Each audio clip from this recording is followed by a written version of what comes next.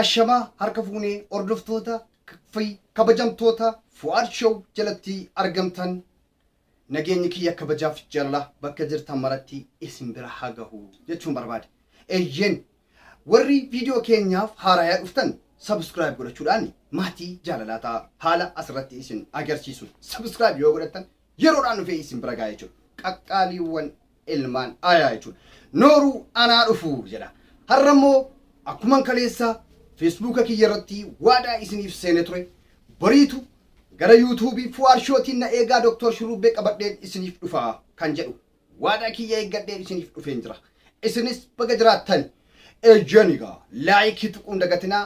Egaa Dr. Shurubbeen keenya akkuma beekamu yeroo baay'eedhaaf kan mataa nu cabsaa turan yookaan immoo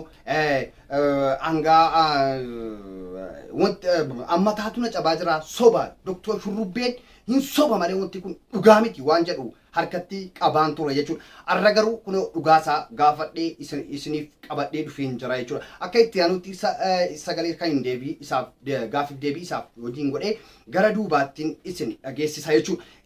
Dursa garuu an Dr. Shurubbeen Trumpizis buphi waan jedhu waan adda addaa gaafiiwwan adda addaa baay'ee dhiyeessiif hin jira jechuudha. Waadaa kiyya eeggadhee qabadhee isiniif dhufeera. Bashannana gaarii isiniin jechuun barbaada. Mee gamanumaan gara Dr. Shurubbeetti osoo isiniin dabarsin warri fira yoo jiraattan hiriyoon isaa yoo jiraattan dhowwuudhaaf yaalaa jechuudha. Amma shaggaa ijaarsisaa jiru jechuudha yeroo ammatti. Dr. Shurubbeen hin soba jettu yeroo baay'ee jechuudha baay'een keessan. Dr. Shurubbeen hin sobu wadhamu. Hin sobne akkana irraa qoradhee isiniif qabadhee dhufeetti immoo soba baay'ee irratti hin argine jechuudhaan Dr. Shurubbee irratti. Kanaafuu isin maal jettu?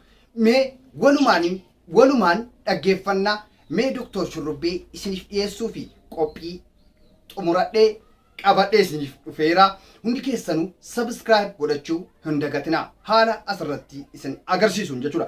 Ejjeno Bonaa Imaar Fuwaaligaa waan bashannansiisoo fi waan fataa nama godhu isiniif qabadheen dhufaa jechuudha. Yeroo hundaayyuu jechuudha. Maatii jaalalaa yoo ta'uu barbaaddan subscribe godhadhaa. Yaada yoo dhiyeessuu barbaaddan toorri Facebook keenya kunoo asirratti argama. Toorri WhatsApp asirratti argama. Akkuma beekamu jechuudha mee gara Dr. Shurubbeetti nin bilbilaan egaa qunnamee gaafiif deebii godheeraanii jechuudha. Mee hin bilbilaa fi walumaan haa turru like godhaa waliin bashannana gaarii. Dr. Shurubbee assalamu alaikum warahmatullahi wabarakatuh. Waalaikum assalam warahmatullahi wabarakatuh. Fayyaadha nagaa keetii? Jirra Dr. Mee Dr. Barsi barbaadaa turre kaleessa si bilbilaatiin ture gaafiiwwan tokko si waliin gochuudhaaf jechuudha.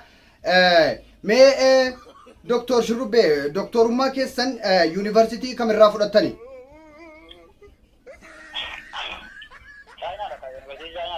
Aha.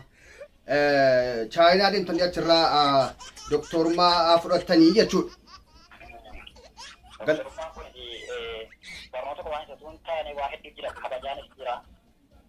Ayyee.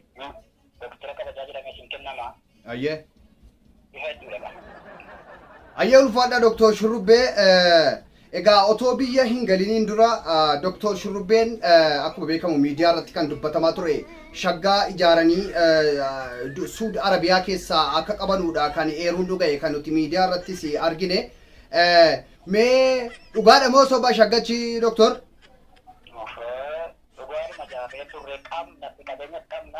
Amma garuu gara sana shaggaa qabnu ispoortii kan nuti jaallatatti baankii gurgurre wanta isaa gurgurre gara Itoophiyaa keenyaa gadda jira amma Itoophiyaa guddisoo tattaasaa jira amma immoo Itoophiyaa keessatti ijaaraa jirra. Ayyee. Okay, kaleessas erguma biyya galtanii asitti immoo meeqa dursa isa booda isin gaafadha dhiifamaa wajjin al tokko na uffolchaa Dr. Ijoollee mana hidhaa jechuudha yeroo Suud Arabiyaa turtanitti ijoollee mana hidhaa keessaan naqunnamaa isin hanbaasa waan jedhu wayii dubbata akka turtanidha. Nama meeqa baaftanii amma yeroo sanatti? Gosaa gosaadha. Wanni su jara baasu utuu hin ta'in warra galuudha barbaade. Okay. Warra galuu barbaadu. Galchaa turre namoonni hedduun isa katalantti beekna galfamaa ture. Ayyee galatoomaa ulfaadhaa doktor. Amma erga galtanii kaleessa tokko kan nu argine birrii akka birrii baay'ee lakkaa jirtan miidiyaa irratti argineerra. Namoonni baay'een gaafii itti ta'eera doktor Shurrubbeen birrii kana eessaa fuudhe? Birrii kana immoo maal itti godhaa jira waan jedhu gaafataa jiru. Mee birrichi kan maaliiti? Birichi keenya birichaan egaa biyya keenya ijaaruudhaaf, biyya keenya miidhagina biyya keenya bareechuudhaaf shaggaa yookaan fooqii sama jedhamu sana asitti ijaaraa jira. Bifa addaa ta'e isa biyya alaatti daawwanne sana asitti biyyuma keenya guddisna jennee waan dhufneef as keessatti ijaaraa jira humna rabbii keenya. Ayyee galatoomaa naannoo kamitti ijaarsaa jirtu doktor? Jiraachuu magaalaa Jimmaa naannoo egaa himuudhaaf xiqqoo ishee yeroo bakkisaa taa'u magaaluma Jimmaa keessa jiran Oromoo magaalatti. Ahaa Jimmaadhuma keessatti naannoo isaa himuu hin barbaanne jechuudha. Ulfaadhaa doktor. Amma shaggacha ijaarsi Suudii Arabiyaa hin deemtu moo hin dhiiftu? Biyya keenya guddisuudhaaf karooraan maatiidhaan ilmaanii wajjin waan dhufneef biyya keenya guddisna jennee itti hojjechaa jirra. Ayyaa galatoomaa. Waa'ee Tiraamp irratti doktor, waa'ee Tiraamp irratti jechuudha. Gaaf tokko miidiyaa irratti waan ta'e dubbattanii turtanii afaan Ingiliffaatiin. Tiraamp amma eeruu isaa qabdu waa dhageessaniittu waa'ee Tiraamp kana. Dhukkubaara jechuun duusin dhiisin dhukkubaara jechuu dhageenye turre dhaabameera inni gaa'ee naan walolee ture wal gadhiisneerra qomoon hin qabne amma. Mee Ingilifficha maal jettanii buuftanii doktor? Ingiliffichi gaafa sana gaafa itti dubbatan sana bifa hedduu waliif barreessaa turre kan walii galcheedhaan dubbatame. Jeneraalee ammaa waa isaa asumatti yoo dhaabne gaawaan ga'a. Ayyee. Amma isin silxaanii illee argattaniittu waan akkasii eeruun tokko nu gahaa jira. Maaliif biiroowwan adda addaa illee doktor Shurrubbeen ol siqaa jiru Oromiyaa keessaa gara oliitti siqaa jiru waan jedhu eeruu jira. Wanta kanaa dhugaadha moo soba? Biyya keenya keessa soomni jiru dhugaadhuma dubbatama wanti jiru gara Oromiyaa gara federaalaatti namni biyyaaf hojjetu keessattuu silaa kabajaa qaba waan ta'eef gara biyyaatti biyya keessatti namni biyyaaf godheessa yoo deeme kabajaa waan qabuuf amma gara Oromiyaa gara federaalaatti ol siqachuu hawwaa jirras siqataa jirra. Ayyee rabbi isiniif taasisu kaa egaa ol siqaa jirtu jechuudha amma sadarkaa isiniif dabalamee naan jechuudha. Galatoomaa ulfaadhaa ka doktor Shurrubbee eeruu nu kennitan. Uummata kanaaf maal dhaamuu barbaadame doktor? Uummata kanaaf wanta akka dhaamsaatti wanta dhaamuu barbaadu warri biyya diiguu irratti hirmaatan akka biyya ijaaruu irratti hirmaata. Biyyi isa isin jettan sanaa miti. Biyyi nageenya qabu jaalala tokkummaan dhugaa dubbachuu taanaan gaafa gara biyyaa dhuftanii ilaaltan ni dinqisiifattu. Kanaaf biyya diiguu dhiisaatii akka biyya ijaaramutti itti hirmaata jina kana malees dabalataan wanta dhaamuu barbaadu akka miidiyaa keetiitti warra diyaaspoorota dhufaa jiran anaa dhufu jennaa ni simachaa jira simachuudhaaf qophii addaarra jirra. Egaa yeroo humna hunda walumaan jirraatti fakkaata akkas simatanuuf jaalala tokkummaadhaan waamichas godhaa jirra warri dhufuudhaaf kaayyoo hin qabne kottaa gara biyya keenya guddisna jennadha. Ayyee galatoomaa. Kaleessa garuu suuraa isin kaatan suni doktor dhiifamaa wajjin gara fagoo irratti fakkaata magaalaa Jimmaa keessaa addanatti fakkaata. Naannoo kamitti garuu suuraan sun? Magaaluma Jimmaa keessa naannoo Shantaraa gama ta'eeti naannoo isaa ammas bakka isaa kana jedhu yoo inni hedduu baankii achi waan gurguddaa qabuuf namni dhaqee inni hubachuu danda'a almattaadhaaf akkasii. Boodigaardii immoo ni qabdu jechuu dhageenya irra dhugaadhaa? Qabna akkamitti ma boodigaardii?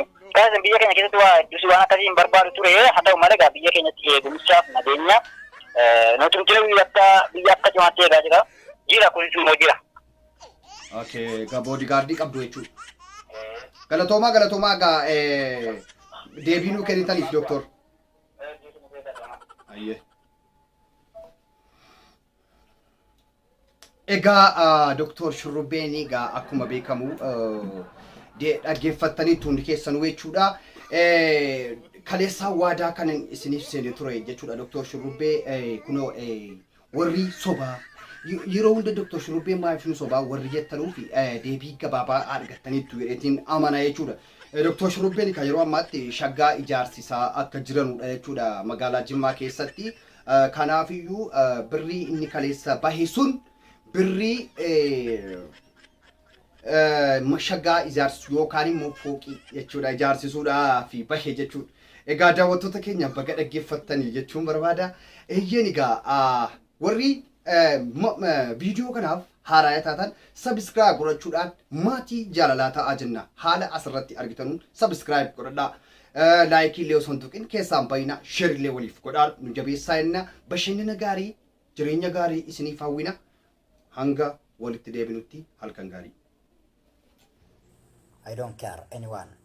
This is true. I purpose is and go. Jalmarro is concrete. I stand. Al Jazeera is happy. Al Jazeera is soba egalte.